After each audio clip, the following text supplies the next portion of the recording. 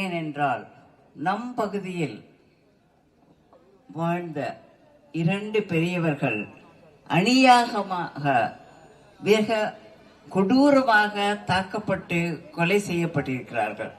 இந்த மாதிரி கொலை இது முதலில் இல்லை, நிறைய தடவை நடந்துருச்சு. ஆனா எந்த விதமான ஸ்டெப்ஸும் காவல்துறை எடுக்கவில்லை என்று கூறவில்லை. எடுத்தாலும் அதற்கு ஒரு தீர்வு காண்கும் அளவுக்கு அவங்களால் செய்ய முடியவில்லை. ஏன் அவர்கள் கை கட்டப்பட்டுள்ளதா? ஏன் போலீஸ் துறையில் உள்ள சிஎம் நம்ம முதல் மந்திரி எதை பற்றியும் கவலைப்படாமல் தான் இவ்வளவு பெரிய கொலைகள் நடந்துட்டு இருக்கிறது, இவ்வளவு பேர் கஷ்டப்பட்டு இருக்காங்க, அவர்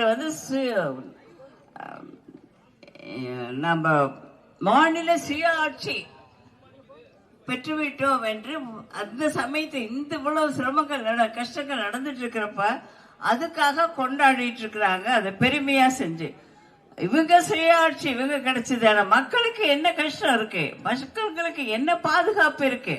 குழந்தைகளுக்கு பாதுகாப்பு இல்ல, சிறுமிகளுக்கு பாதுகாப்பு இல்ல, பெண்களுக்கு பாதுகாப்பு இல்ல, வயோதிகர்களுக்கு பாதுகாப்பு இல்ல. எந்த பாதுகாப்பும் இல்லாத அந்த தமிழ்நாடு சுடுகாடாக ஆக வேண்டுமா? சிந்தியுங்கள் மக்களே, அடுத்த முறையாவது சிந்தியுங்கள்.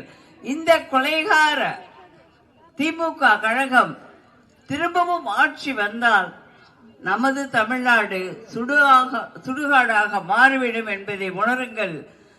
எனக்கு வாய்ப்பு கொடுத்த அனைவருக்கும் நன்றி, வணக்கம்.